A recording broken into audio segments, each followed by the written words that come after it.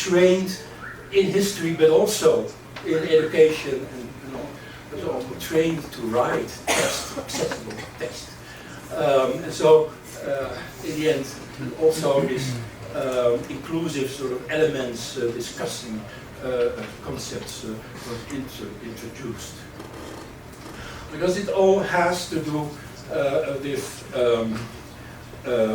well, respecting your visitors and respecting the people and beliefs that are behind the topic. The choice of words is very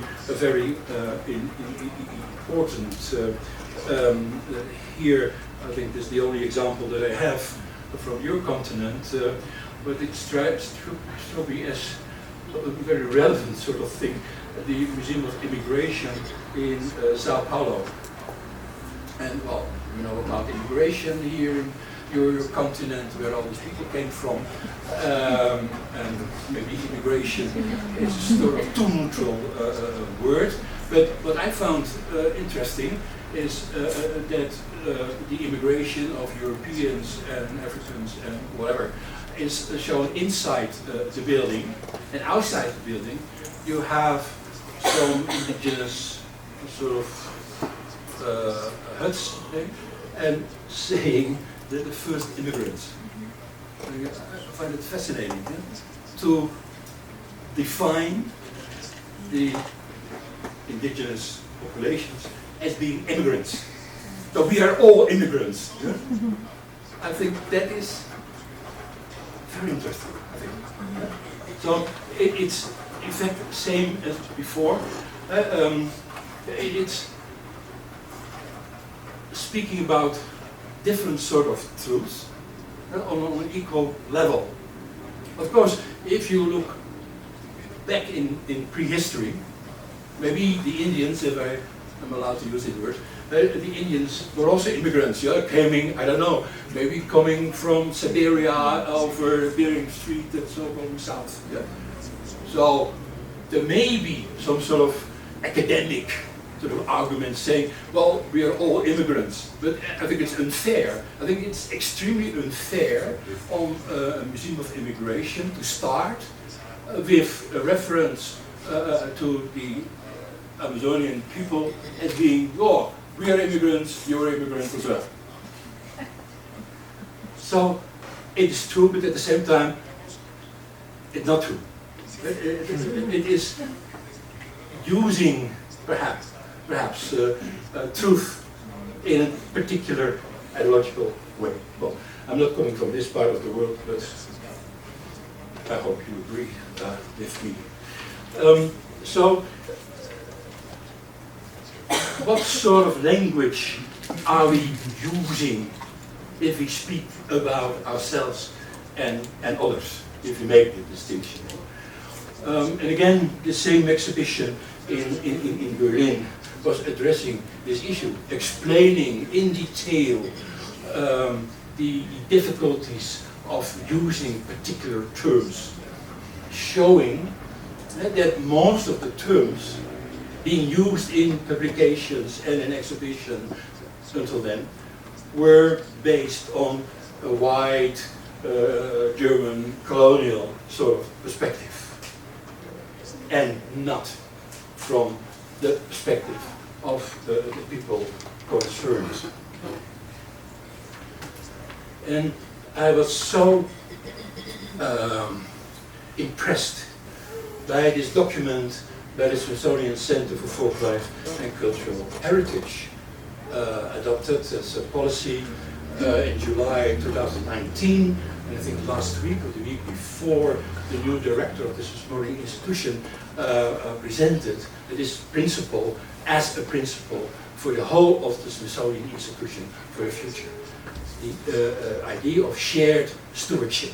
I come back to the concept of shared stewardship after in the third lecture, but shared stewardship is sharing the responsibility, including sharing a responsibility about how to address the objects, how to address the geographical terminology, topography.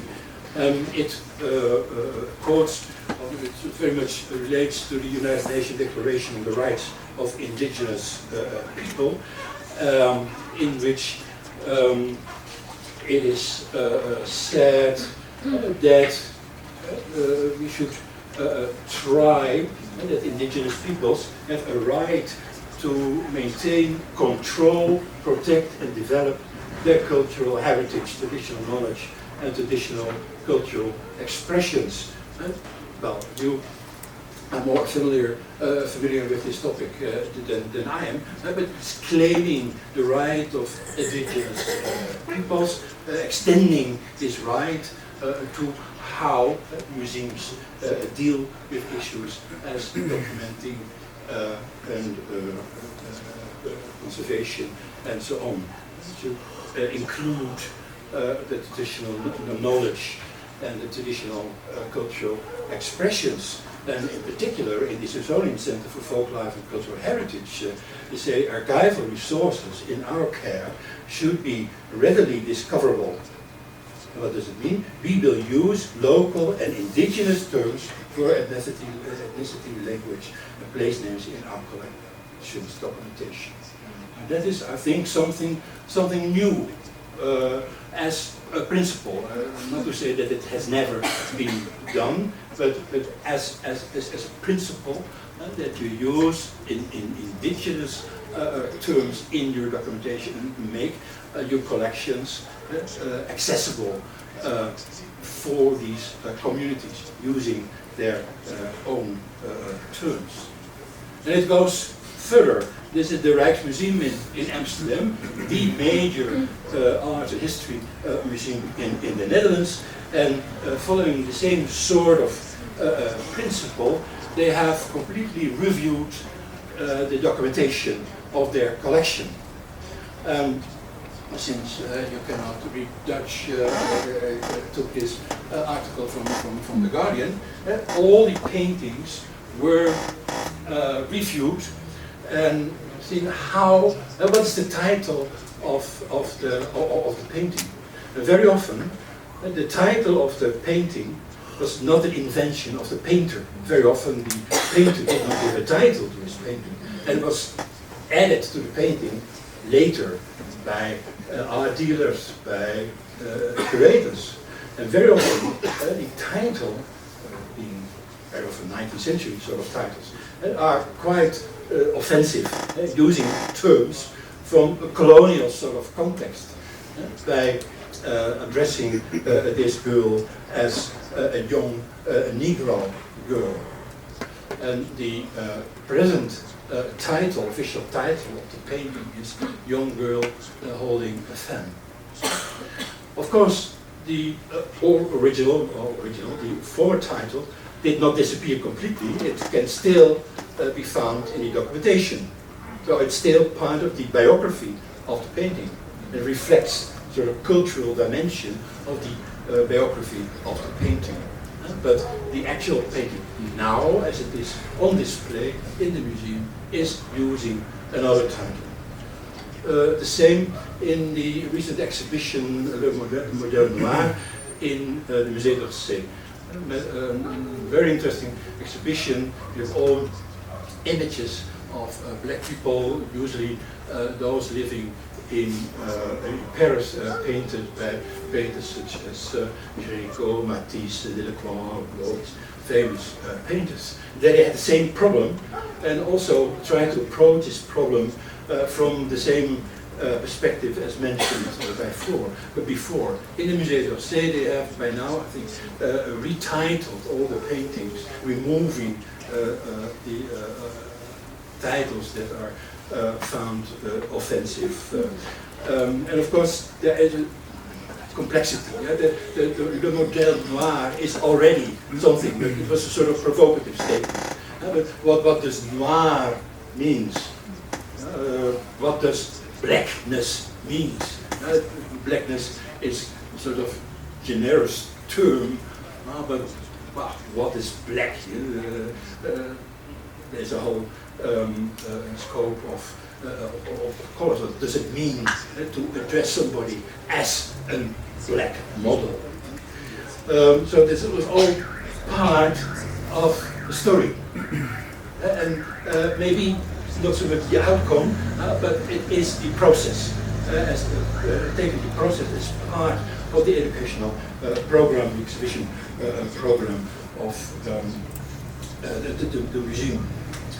The ethnological museums in the Netherlands, they have published a text which they introduced as a work in progress, Words Matter. And with the staff of the museum, they have taken months to discuss what are the terms that we use, what words do we use, what are the connotations of these words. Do we want to continue these words that may be introduced in our vocabulary in the 19th century, reflecting colonial sort of ideas. And for example, they discuss this term primitive and this term Indian. What does it mean as particular in the Dutch context, of course, but what does it mean if we use the term Indian in relation to representations of the people from the Americas? What does it mean if we use the term America? It is also not a value-free term. Should we speak about the discovery of the Americas by Columbus? Well, I'm raising issues that you know much better than I do, but all these sort of issues are being discussed. What does that mean? Primitive. Can we use word primitive? The term indigenous, the term aboriginal, the term, all these terms. And I think that is something that, at least in a European context, all museums should do. I think all museums should, in one way or another, try to analyze their vocabulary as they use in the documentation system, as they use on the labels, as they use in the catalogs, as they use in any sort of publication. And other terms discussed here are the tribe, the race. That is, I think, extremely important. And it's, of course, not just the term, but also the recognition of the individuals that we see.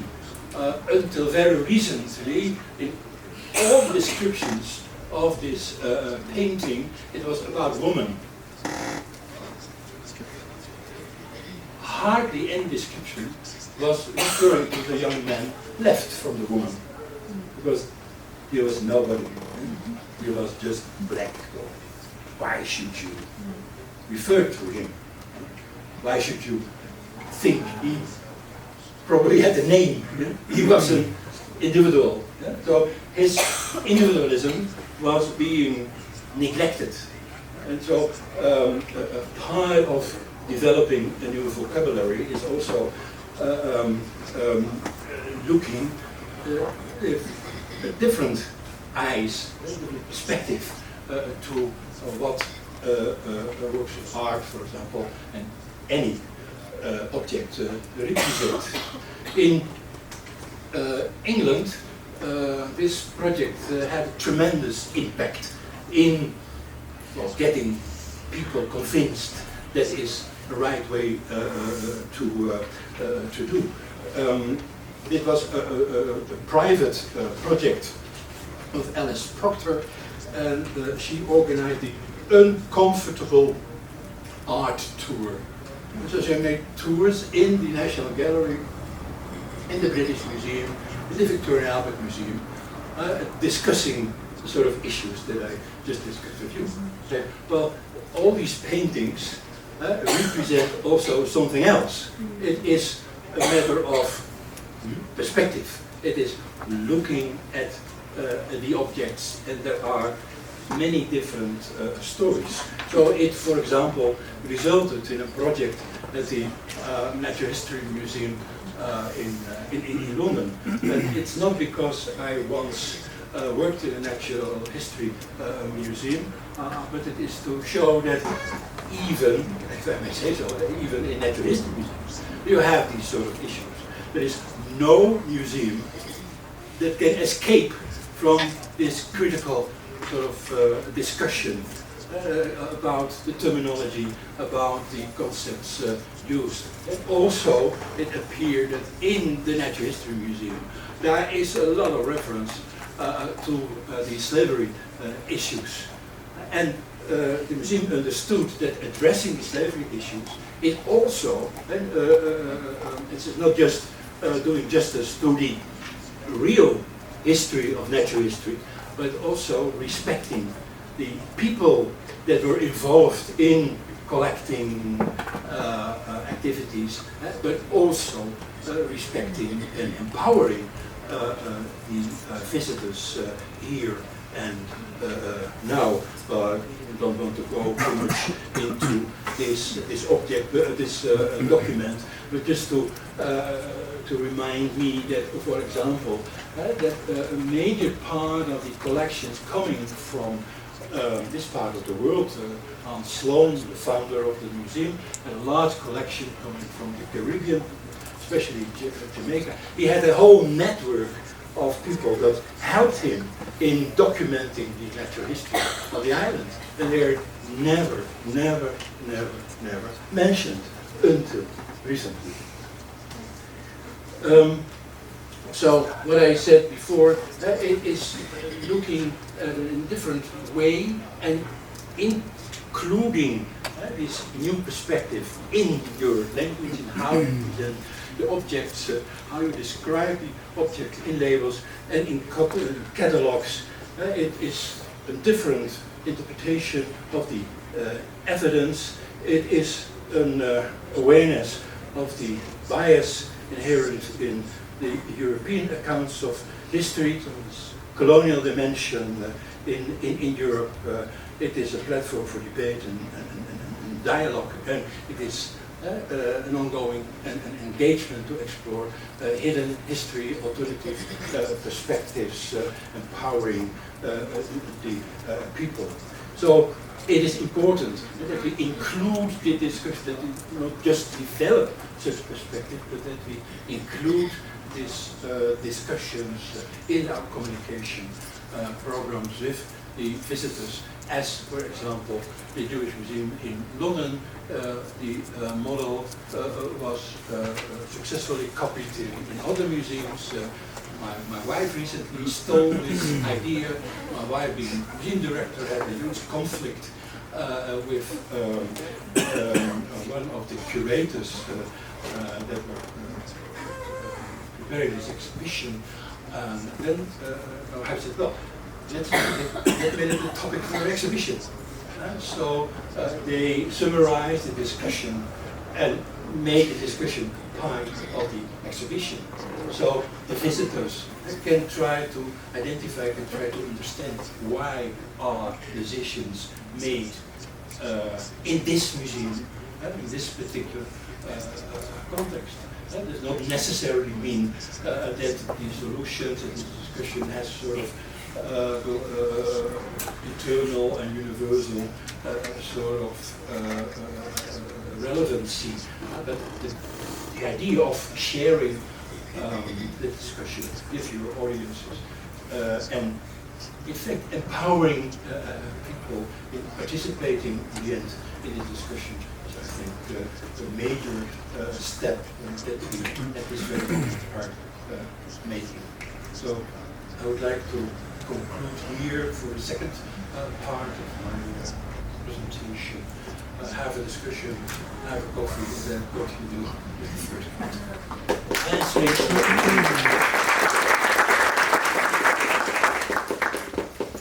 Gracias, Peter. Invitamos entonces al profesor Carlos González para que haga la moderación de esta discusión. Hello.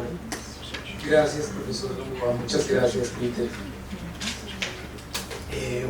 Voy a tratar de retomar un asunto de la primera conferencia y voy a tratar de conectarlo con esta segunda parte. Y por supuesto, abrir un espacio de diálogo. Creo que hemos estado hablando de una manera un poquito abstracta de esa neutralidad de los museos, y a lo que me refiero es que pues los museos finalmente dependen de personas. Los museos los hacen las personas y es muy difícil pensar en la neutralidad de las personas. Y en ese sentido creo que es muy importante detallar o especificar que pues esas personas que trabajan en los museos, que hacen los museos, no son los museos, como no somos las instituciones. Aludiendo un poquito a la referencia que hacía el moderador en la primera parte del liberalismo radical de la universidad, pues justamente lo importante es cómo desde las subjetividades y de las intersubjetividades discutimos esas figuras. Hacías referencia a algún par de ejemplos en donde justamente las áreas de los museos empiezan a discutir, trabajan juntas, articulan diálogos, y eso es lo que hace de alguna manera que ese hecho visible y tan contundente de la neutralidad del museo, que es la exposición, la museografía, pues lo podamos llevar a otro terreno y se pueda discutir, por ejemplo, desde las áreas de educación, desde las áreas de conservación, desde las áreas de curaduría. Y creo que esos diálogos transversales son lo que debería empezar a definir el lenguaje del museo, y cómo allí esas subjetividades e intersubjetividades, incluso las plurisubjetividades, empiezan a entrelazarse con las situaciones políticas, sociales, culturales, reales de los contextos, y podemos hacer o aspirar a esa inclusión, esos museos incluyentes de los que estamos hablando. Para abrir un poquito el diálogo a la audiencia, en donde hay muchos profesionales de museos y que trabajan en distintas áreas, y a partir de la conferencia, de esta última conferencia, creo que es muy importante pensarnos en cómo construimos esos espacios de diálogo. ¿Será que son los guiones museológicos o las direcciones de los museos los que tienen que dar parte o pauta de cómo se generan esos diálogos? ¿Vienen desde las áreas? ¿Cómo se construye eso?